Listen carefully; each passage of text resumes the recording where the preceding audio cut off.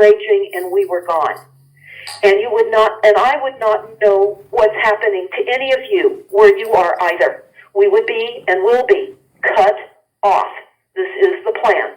We're on a platform that we will not be able to overcome so easily unless we prepare in advance and now. And I will cover this in more detail. I can tell you that right now we're experiencing the unthinkable here in Northern California. Many people that I know are having their fire insurance policies canceled.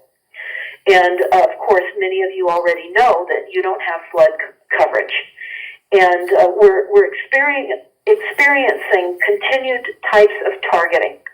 But right now, what I want to go over with all of you is how can all this be happening? Everyone has to be asking this question. What is allowing all of this to happen? Well, let's talk about one aspect of what this is. And it's literally an acronym called LAW, L-A-W. It is the intentional policy control of all land, all air, and all water, and everything in between. So what do I mean by that? I'm going to be going over a few executive orders so that you'll understand how this country runs. Because what I am seeing now, with the pleas of many people going before their local public health agencies, they're going before their local city councils, they're going to state representatives, they're going in droves and being given maybe 3 minutes, in some instances a little more if they can get on the calendar. And people that have not been engaged in understanding how the corporate structure works and that all of your cities are incorporated, they are not doing business for you. They're doing business for the corporation. And there's nothing more painful for those of us that have walked that journey already, lived in those rooms for 3-minute conversations for many years, and then coming to the hard factual realization that we are in a corporate structure and our presumed elected officials do not represent us.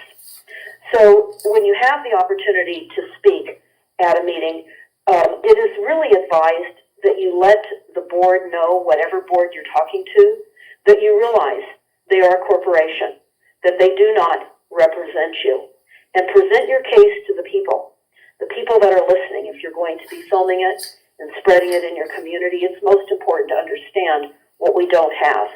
And we don't have a government. We exist today in name only. In name only. It is not real. When I mean it's not real, it is not real. It's been an illusion.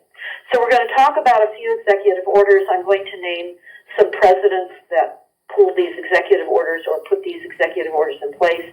It's important to understand this is not any type of right versus left. It has nothing to do with who's president because they are only puppets. They're taking orders from the controllers and the overlords.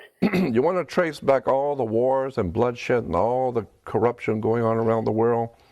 Right. You want to go back to the people who are really doing this stuff all around the world to us? Yeah. The Vatican. But you can bet on it. Really? That's why. So as you hear me say names, it's only in reference to the dates that some of these types of executive orders existed.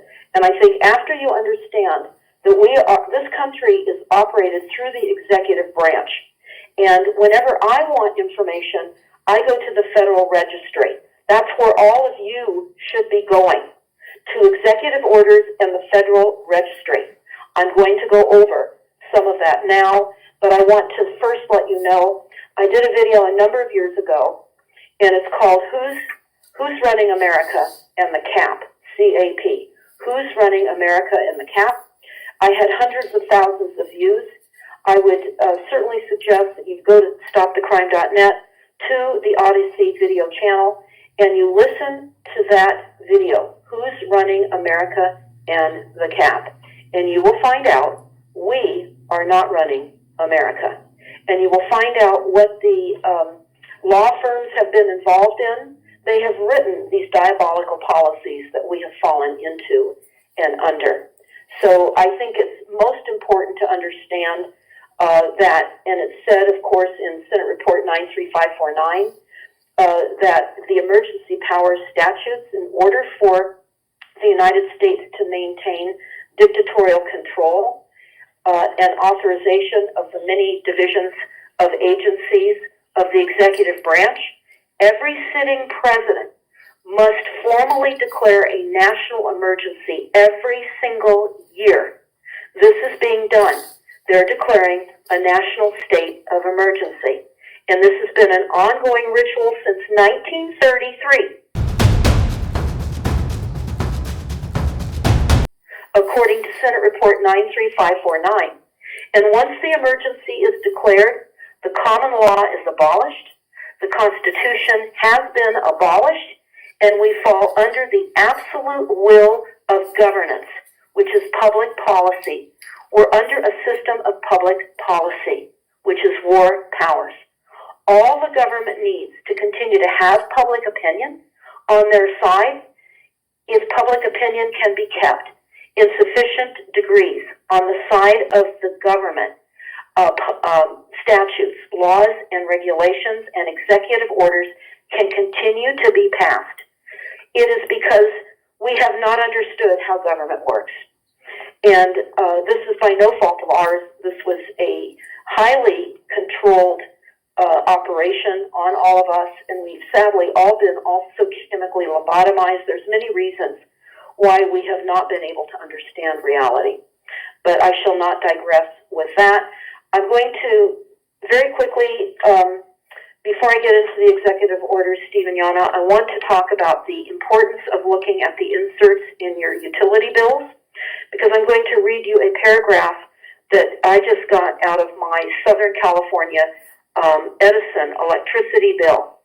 And this is September of 2021, so this is just right hot off the press.